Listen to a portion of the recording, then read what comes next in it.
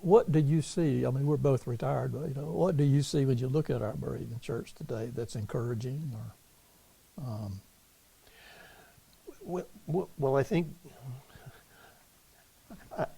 the fact that Synod has passed these resolutions and we have a group of people who are saying, okay, you guys get together and tell us maybe we can learn something. I'm not sure how much they can learn from us, but if so.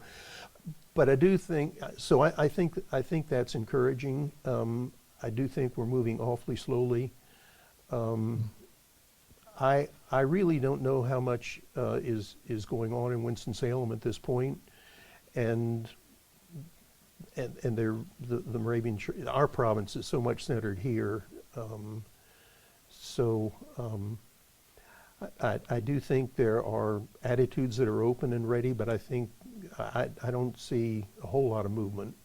Do you? Well, I think the creation of anti-racism pieces of conversation or media, or whether they're embraced and used, is of course always the question in local congregations. I think overall, I think there's still a struggle in local congregations to talk honestly and insightfully and lovingly, if you want to use that word, about racism, about what you think and feel when it comes to those kind of things. We had a situation on our street a while back. We have an African-American family that lives on our street, and then there was a police interaction with them. It was a total mistake, it turned out. But it was immediately a discussion out on the curb and other places, and talking to this family afterwards and trying to encourage them and to affirm them. That's one of the things they spoke to.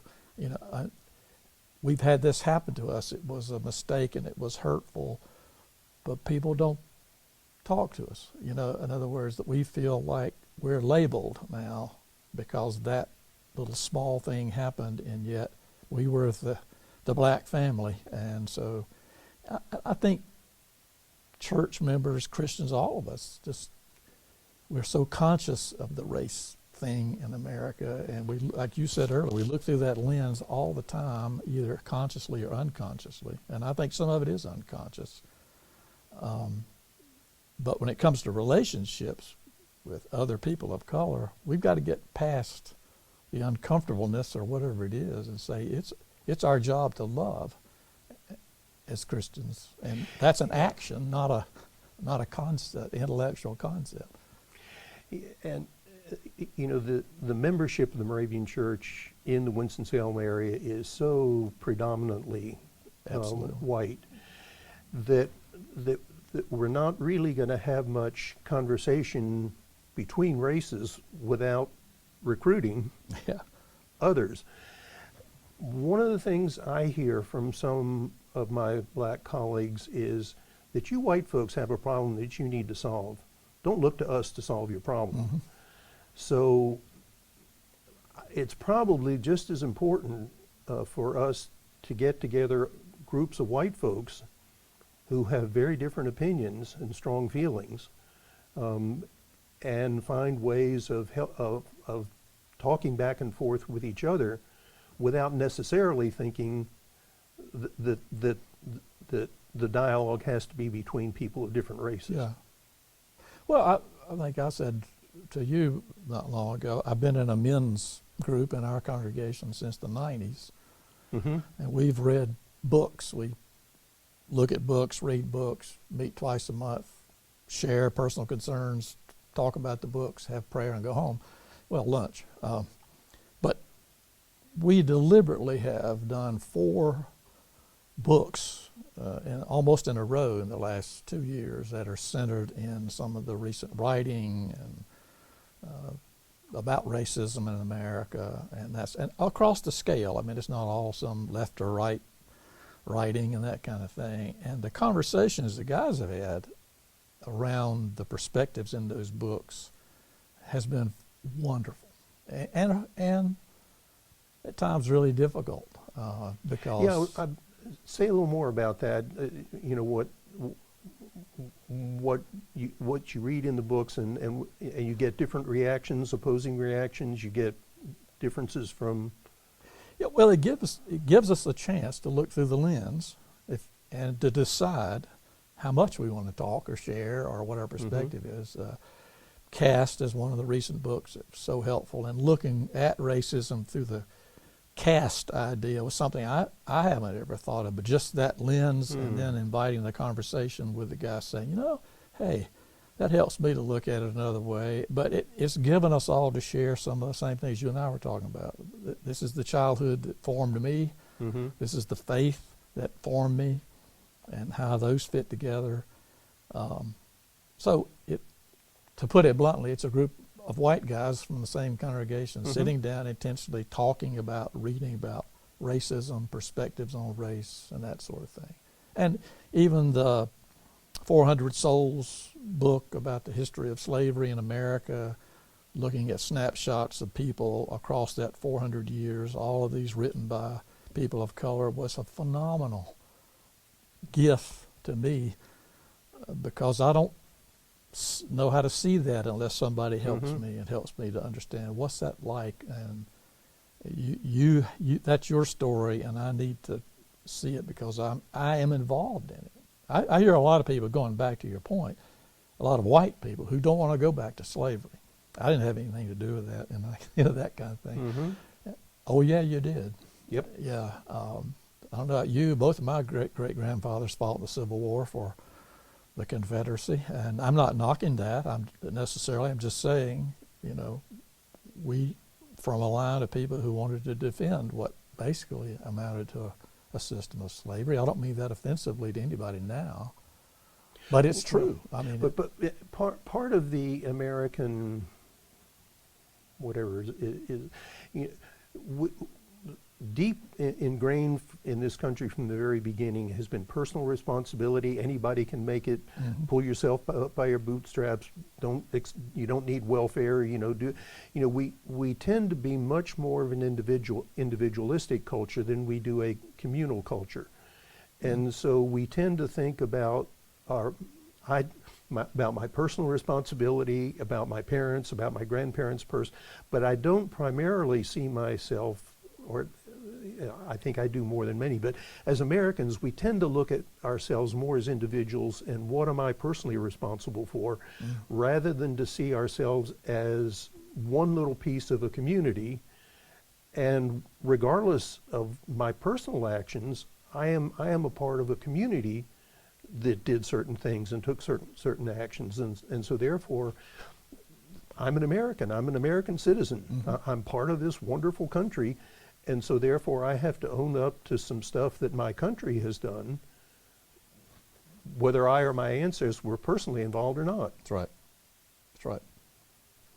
And I watch some of these Finding Your Roots things on television, and I find myself sad when I see African American people there who say, I can go back this far and then I don't know where I came from. Or there ought to be some compassion around that for people whose ancestors experienced that, rather than, I didn't have anything to do with that. In terms of the degree to which racism is a church issue and not just a social or political issue, one of the things that we have not done a whole lot of is reflecting on our own history of racism. John Sensbach and some others did a lot of research about the Moravians and slaves and freed slaves in the 18th and 19th century, and it was pretty much a mixed bag. I must admit that early on, when I started to read about some of that stuff and understand it, that I thought, we had slaves, but we really did much better than anybody else because they sat. It's a very mixed bag, and I think it's a very good thing that Synod passed a resolution acknowledging that and some repentance for that. Northern Province is the same thing. The church where I pastored in Midtown Manhattan was a mixed race congregation when I got there, but but in the early 20th century, when large migrations began to take place from the Caribbean and then later Central America, there were a lot of Moravians who were coming into New York from the Caribbean area. And so the province started 2 churches in Harlem and made it very clear that these new Moravians were very welcome at 3rd Moravian and 4th Moravian, but not 1st Moravian. So, you know, we've got our own history that that we need to continue to come to grips with. But in terms of whether or not this is a church issue, I certainly don't think that we can take and it's not really whether it's a church issue. It's a matter of whether it's a faith issue, and the church happens to be the locus, one of the primary places where I live out my faith. But there's no way in the world that I think I can ignore racism or any other sin from my faith perspective. Right. And therefore, if that has to be part of my faith journey, it has to be part of my church journey. And you know, and we express our faith in different ways, and that's wonderful because there. But I all of life is a faith issue, and racism is part of life, so it has to be in the church. One of my heroes that helped me to think through this politics versus religion thing was a South African seminary student whom you knew well, Wilfred Majiki-Jela, who was in seminary with us for a year.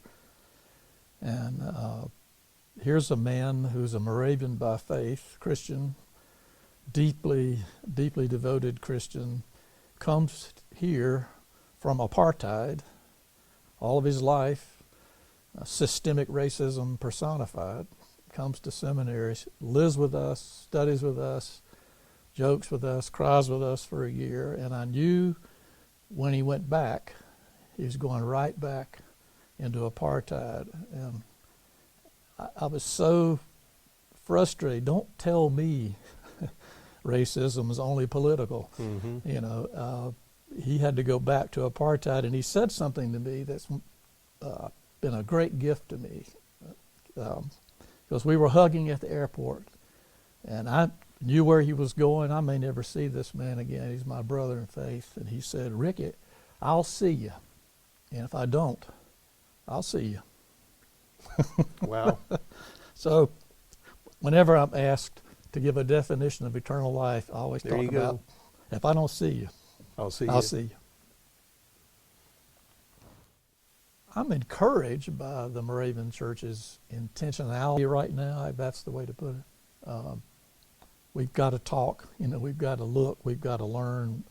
We have to be vulnerable if we're going to, and have trust.